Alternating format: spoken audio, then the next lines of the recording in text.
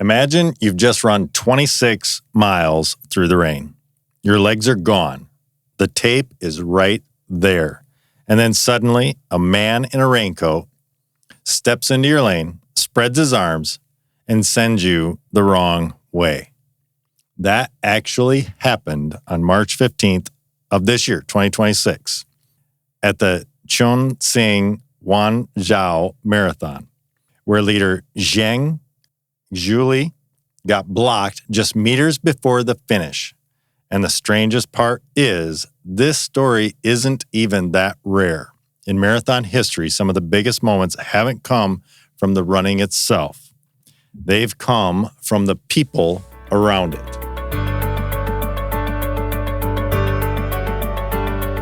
Hello, everybody, and welcome back to the I Don't Know Running podcast, where we share our experiences that make running fun and sometimes not so fun. I'm Lewis.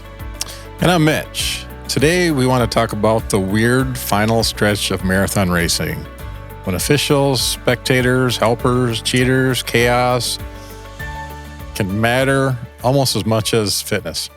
Yeah, unfortunately.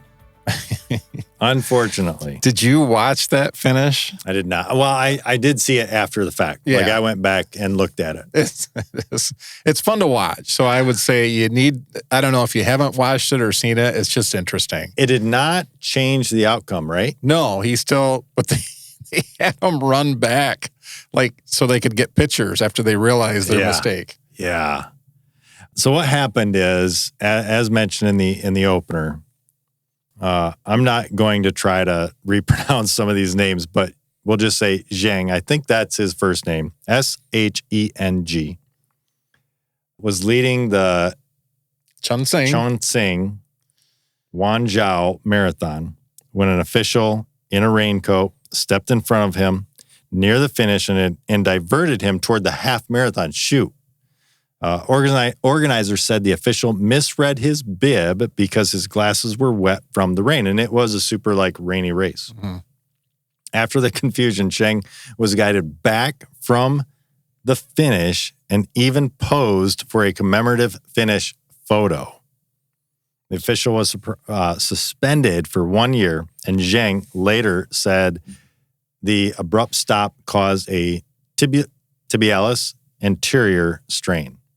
It is interesting. I think that I said this earlier it sounds like they hold people more accountable. You would never see that here. Yeah, you would never see that here. They'd be out there the next day. Yeah.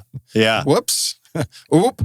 I mean, I don't want to get too down that rabbit hole, but it seems like here there would be 90 different excuses, and it would be blamed on that other than just a mistake. You made a mistake. That's it. Just yep. So yeah, you got to pay for it. Mm-hmm. It's unfortunate, but just that's what happens. And in this case, this official got suspended for a year. And I don't know, let's face it, that's probably, I hope that's not his only full-time job. Right. That's probably it. So they don't have the race until next year, so he'll be back. Yeah, right. Yeah. He was suspended for 364 days. Not 365. I'll show you. Yeah. Yeah, and it's one of the things that makes this so bizarre is that, you prepare for the weather, as this guy did. Yeah. You prepare for the pain of a marathon. You prepare all this stuff in your training. And oftentimes you're not preparing for the last 10 meters of the race, where he's coming in, he's like, woohoo, I got it. Oh my goodness. I wonder about that sometimes when I look at bibs, when we go pick up bibs and you see that's a half marathon bib. Oh, that's a full marathon bib. And when they're similar. Right. But most times the finish line is the finish line. They don't have different chutes for the half and the full. It's just at a different time. Sometimes. Your chip, it's rare. Most of the time I see it that way now, or you don't have a separate chute. The only thing would be here they do. They did. Yeah. But you would see it where, half goes this way, full goes this way, and I could see that be a problem. Like a split off. And then you got volunteers that are doing, and you see enough mistakes with that. You're full, follow the half guys. Yeah. And that's where, from pacing, we are used to yelling when we get to that turnoff point, half right, marathon left, half right. And we say it several times in that last half mile leading up to that turnoff point, whatever race it is. And still, some people get off. Class City specifically. Because that's when it opens up. It's like my favorite part. It's like all of a sudden I can run. Yeah.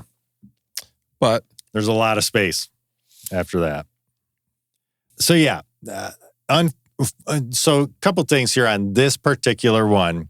Fortunately, it did not change the outcome, thankfully. Right, and it wasn't like a record-breaking finish. There wasn't somebody right behind him. There wasn't. So really, at the end of the day, it wasn't a big deal other than he probably, he's got a little injury to deal with from that sudden stop. But yeah. So as crazy as it sounds, from the last several episodes that we have done, this is not that uncommon, unfortunately. This type of outside interference. Yeah, for sure. We're going to talk about a couple. Number one, the Catherine Switzer, probably one of the most famous on-course confrontations ever. Yeah. That I can think of. It's from, and this should give a little bit indicator, but from 1967, female entered the Boston Marathon as KV Switzer because women still weren't allowed to run. Isn't that weird to think about? That's not that long ago. It's not. Oh my goodness. That is crazy to think about. I will say it was before I was born though. It was? You weren't? Oh. Yeah. You were in 68? Whatever. We're not talking about that. It was before I was born. All right. At the time, women were not allowed to officially compete. But that's within my, basically within my lifetime. I know. To think about that. Yeah. During the race, I love this, Jock Semple. Can you imagine if his name was Simple? Jock Simple. Tried to remove her from the course and rip off her bib after realizing she was a woman. Ugh, women. Well, there's not in here, but her boyfriend was running with her. That's right. And he was a big dude. He plowed into him. There's very famous pictures. Just go search Catherine Switzer and you'll see some pretty cool pictures of the incident. They caught the incident. It's pretty cool. But they did eventually become friends. I think that the race official? Yeah. I think that they, patched it all up. So it's just, you talk about just that was it of the time. You weren't supposed to. I want to say, no, I'm not even going to try. I think that I would have it wrong. But this one, it's a little bit different than the obviously the Chonsing one in that, the Chonsing, the interference came from confusion. In Boston, it came from control, essentially. A cultural thing, you could say almost. Yeah, really culture. Yeah, where women, you can't do that. Women, jeez. What were you thinking? What are you thinking? You can't run. Especially a marathon. Come on. Put on your dress and just go. Okay, I'm going too far. We're going to get. You know what? Yeah. Careful. Just know we do not feel that way. If you think, know that. But if you really want to hear more, wait till the next episode. We got a good one. Sometimes the barrier at the tape is incompetence. Sometimes it's culture, as mentioned. And sometimes it's both. There's more of this, and we're actually going to jump into a couple of interesting ones that...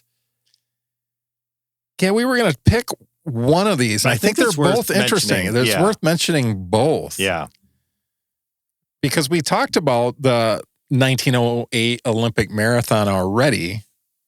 Donato Pietri.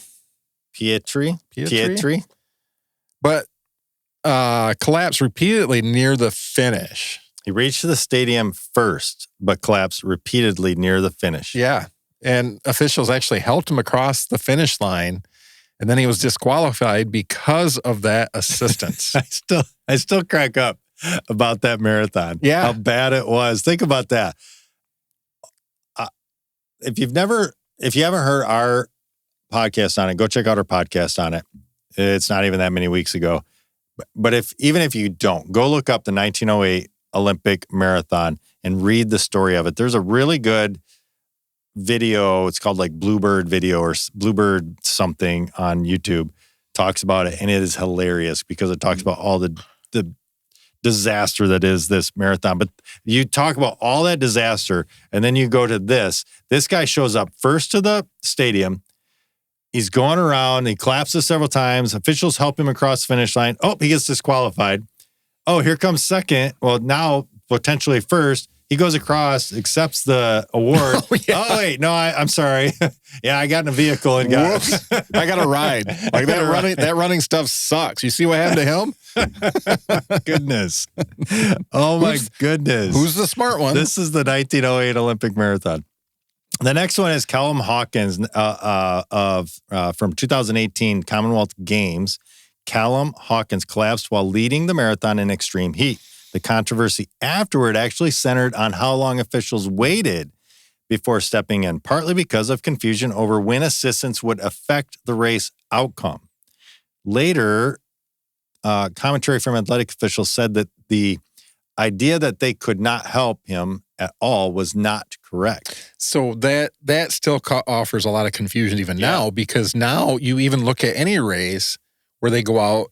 That's why they don't touch anybody, is because of confusion about what is considered assistance. And it is a bummer, because I remember even when we went out and watched Clint and David and that whole crew that went out to Lake Placid to do the Ironman, Lake Placid, and thinking, I don't want to do anything wrong that screws them over from a finish here.